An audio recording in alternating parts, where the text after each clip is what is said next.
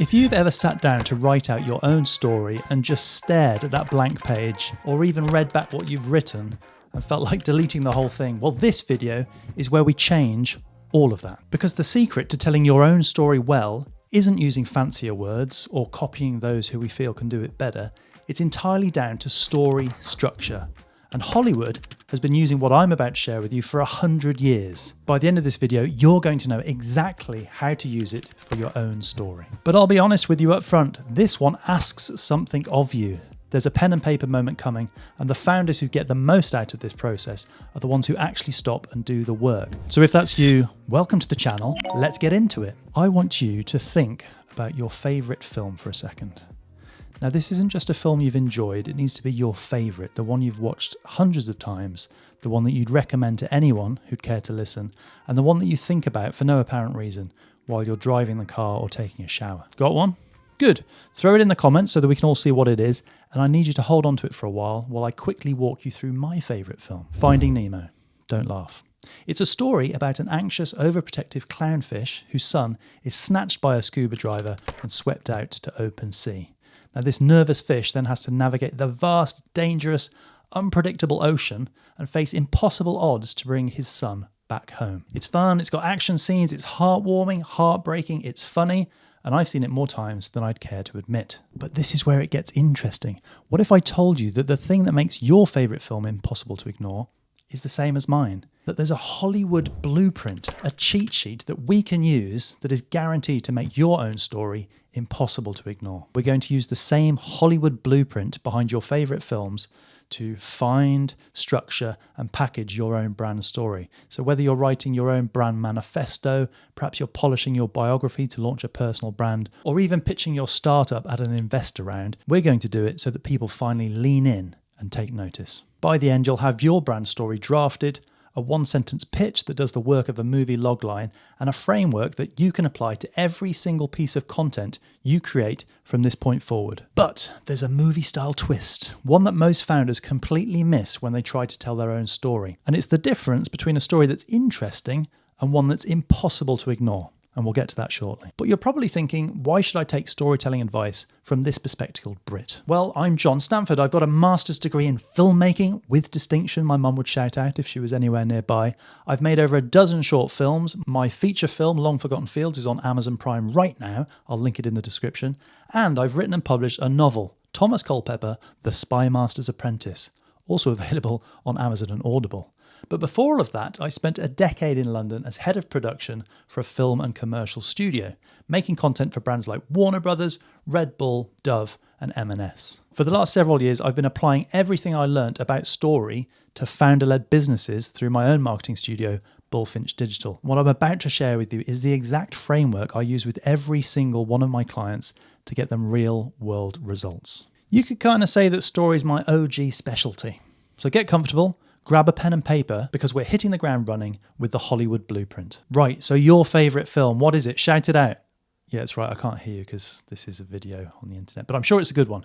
I'd even be willing to bet it follows the same story structure as mine, Finding Nemo. And the same goes for something like Jaws, Gladiator, The Lion King. Every great Hollywood film ever made can be mapped to the 3 acts we're about to explore. But don't let the simplicity of 3 acts fool you, because each act contains several stages you're not going to want to skip. Act 1. This is the setup. It's where we meet the world as it is, and then something happens that disrupts that world. It could be a problem, a challenge, a call to action that cannot be ignored. Act 2 is the confrontation. The hero faces obstacles, things get hard, they get close to what they want, but they get knocked back. And this is where the conflict lives. And conflict is what makes a story worth watching. And Act 3 is the resolution.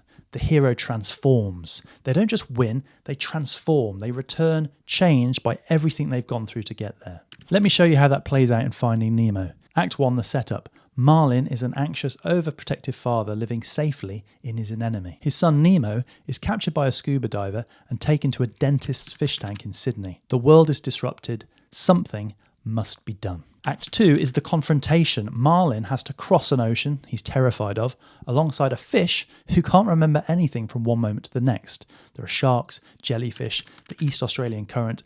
Everything that can go wrong goes wrong.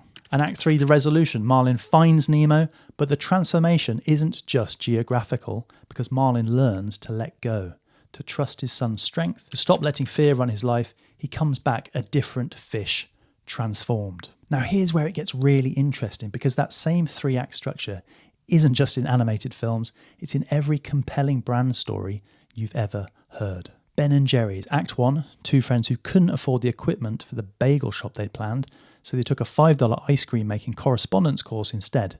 Their Act 2, no experience, no industry connections, just a single scoop shop in a converted petrol station in Vermont, competing against every established brand in the market. Act 3, one of the most recognised and loved ice cream brands in the entire world, built on the belief that business can be a force for good. Same structure, different medium, but same emotional power. And that's not a coincidence, it's a blueprint, and it's the same one we're going to use for your story today. And here's the first thing the Hollywood blueprint can teach us about why this structure works so well. And it comes down to one ingredient that most founders leave out entirely. Why conflict is everything. The single most important ingredient in any great story, film or brand is conflict. Real conflict. The thing that stood between you and the thing you were trying to build, the moment it almost didn't work, the people who said it couldn't be done. Now most founders skip this part. They like to tell us about the setup. I saw a gap in the market, and then they jump straight to the resolution. And now we're an award-winning business. And that story's boring, it lands flat, because without conflict there's no tension. And without tension, there's no reason to stay engaged. Hollywood knows this. Every great film lives or dies in Act 2. How about Jaws? The logline is a police chief, a marine biologist, and a fisherman set out to stop a great white shark terrorising a small beach town. Now the conflict isn't just the shark, it's the mayor who won't close the beach, the locals who don't believe the threat is real, and 3 very different men who have to figure out how to work together on a boat that, as we know, isn't big enough for any of them. How about Jo Malone? Her Act 2 is that she grew up on a council estate, left school with no qualifications, and started hand mixing scented bath oils in her kitchen as thank you gifts for her facial clients. No formal training, no investment, no industry contacts. She was told repeatedly that she didn't have the credentials to be taken seriously, yet she built one of the most iconic fragrance brands in the world anyway. James Dyson, I think he's Sir James Dyson, his Act 2, and this one is the one I love the most, 5,127 failed prototypes before the first working Dyson vacuum. 5,127. That was 15 years. Every manufacturer he approached turned him down. Now the conflict in that story is extraordinary, and it's exactly why people remember it. And your Act 2 is hiding in your own story too. The thing that almost stopped you, the problem you had to solve that nobody had a template for. Don't smooth this bit out, because it's the best part of your story. It's the part that makes someone lean forward and truly engage. And here's the next thing the Hollywood blueprint can teach us: how to take all of this and turn it into something that you can actually use. A structure that's so simple, you can write your entire brand story in just 5 lines. So now we're going to do this for your story, your business. 5 lines. That's all you're going to need to capture your entire brand story. And here's how they map into the 3 acts. Act 1, the setup. Line 1 is situation. Where are we? What does the world look like in this current moment, which is before your business existed? Line 2 is desire. What did you want to change, build, or achieve, and what was the goal that started everything? Now Act 2 is the confrontation, and line 3 is conflict. What got in the way? What made it hard? This is your Act 2. And as we've said before, don't skip it. This is where the juice is. Line 4 is change. What shifted? What was the turning point, the insight or the decision, the moment that moved everything forward? And then Act 3 is the resolution. And our 5th line is the result. Where did you end up?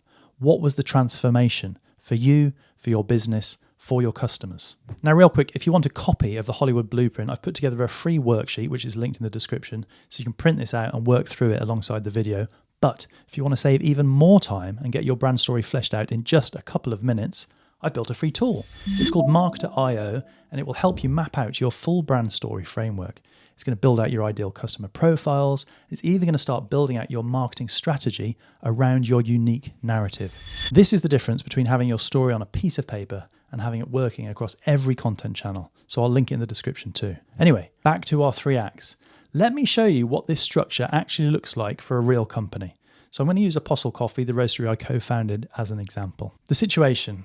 We'd spent a decade working in high-pressure careers in London, but wanted a different kind of life, something slower, something we built with our own hands. Our desire was to create a coffee brand from scratch that we genuinely believed in, ethical, sustainable, and genuinely delicious all at the same time. Now, the conflict, we had no budget, no team, no experience in coffee, just a vintage roaster from the 1980s, a horse trailer packed with our possessions, and a lot of naive optimism. And the change, we stopped trying to do what everyone else in the industry was doing and built everything around the story and the sense of place where our roastery was based. The belief, the location, the values, the compostable packaging that nobody else was using at the time, or the tree planting scheme that we started before third-party offsetting was fashionable. Every decision was informed by what we actually stood for. And the result?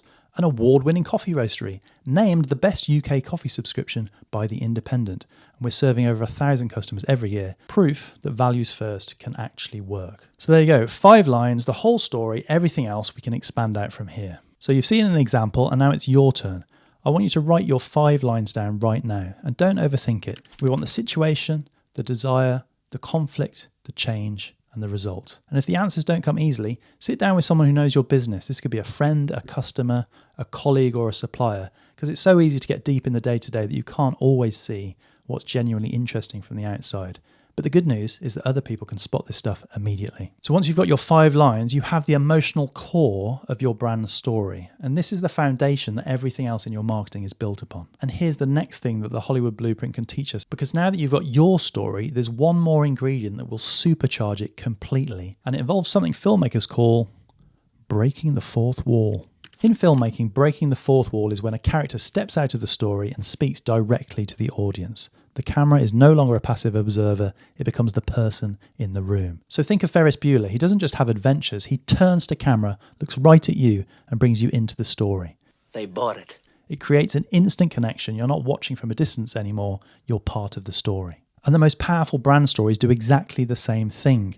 They take the founder's authentic personal story, which is everything you've just written in your 5 lines, and they weave the customer directly into it, not replacing the story, supercharging it. And here's an example of what I mean. Take the Apostle story that we just looked at. It's honest, personal, founder-led. And that's a great foundation, but watch what happens when we break the fourth wall. So our story before was, we built Apostle because we believed coffee could be ethical, sustainable, and genuinely delicious. But what if we weave the customer in? You get something like this. We built Apostle because we believed you shouldn't have to choose between great tasting coffee and a clear conscience. So we figured out how to give you both. Same story, same values, but now the customer is in it too. They can see themselves in that transformation. We figured out how to give you both. That's the fourth wall moment. That's Ferris looking down the lens, and it's how you get instant engagement with your audience and customer. Another way to think about this is for every element of your brand story, ask yourself, what does this mean for my customer? Not instead of your story, alongside it. We did this, so you can do that. We figured this out, so you don't have to. We built this because you deserve better than what existed before. That's the difference between a story that's interesting and a story that's impossible to ignore. And to do this convincingly, to really speak to your customer in the language that makes them feel seen, you need to know them deeply. Their fears, their frustrations, their goals. If you haven't built a clear picture of your ideal customer yet, I genuinely suggest doing that before you write another word of your brand story. And the good news, I've built a free tool at marketer.io that does this for you in just a few minutes. Again, I'll drop the link below. It's completely free to get started, and it will make everything you write from this point on so much sharper. And so, to the final thing that the Hollywood Blueprint can teach us, and it might be the most useful of all the points, how to pitch your entire brand story in a single sentence. That's right, we're about to write the logline of your entire business. Every great film has a logline. This is the one sentence that captures the entire story in a nutshell. The protagonist, the conflict, the stakes. This is how you pitch your story in a room, or what's known as the elevator pitch. You find yourself faced with the person who can make the biggest change to your project, and they're getting off the elevator on the next level. What do you say to capture their attention in time? Now, the logline is usually what ends up in the trailer or on the poster. It's the thing that makes someone decide whether they're watching or not, whether you're worth more of their precious time. And let's get real for a second, guys. Everybody is time poor, so your pitch needs to cut through a world of noise and AI slop. And these loglines do just that. Finding Nemo. When his son is swept out to sea, an anxious clownfish embarks on a perilous journey across a treacherous ocean to bring him home. How about Jaws? A police chief, a marine biologist, and a fisherman set out to stop a great white shark terrorising a small beach town. Or a business, my one, Apostle Coffee. When two London escapees packed a vintage roaster into a horse trailer and headed for the Shropshire Hills, they set out to prove that great tasting coffee and genuine ethics don't have to be a compromise, and that the cup in your hand can change the world a little. Quite like that one. It's because I wrote it though. Notice what all three have in common: a specific protagonist, a clear conflict, a goal worth caring about, and not a single word wasted. And your brand needs one too. So here is the formula. We help specific person achieve specific transformation without the thing they're afraid or tired of.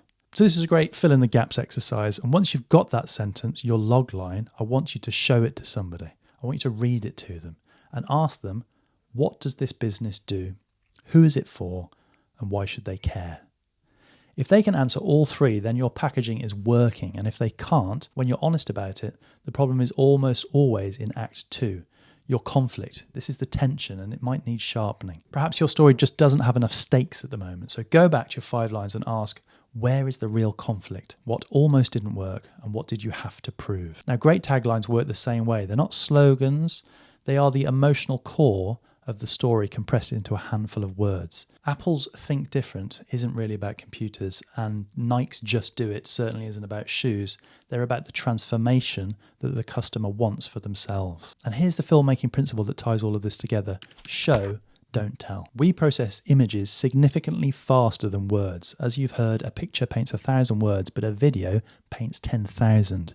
So wherever you can, show the product in use, show befores and afters, show the conflict in motion, illustrate your world, and let your audience see the transformation rather than read about it. Because that's the difference between a brand that describes itself and a brand that demonstrates itself.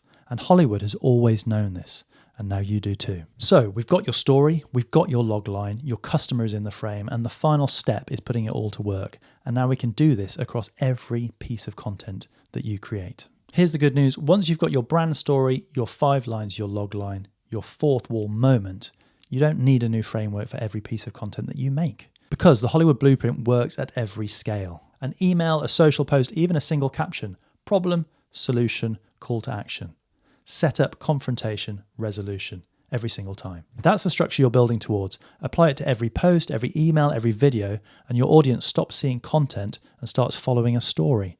And that is when you stop being just another business online and you start being a brand that they actually care about. So there you go, your story was always there, and it can be structured in exactly the same way as your favourite Hollywood film.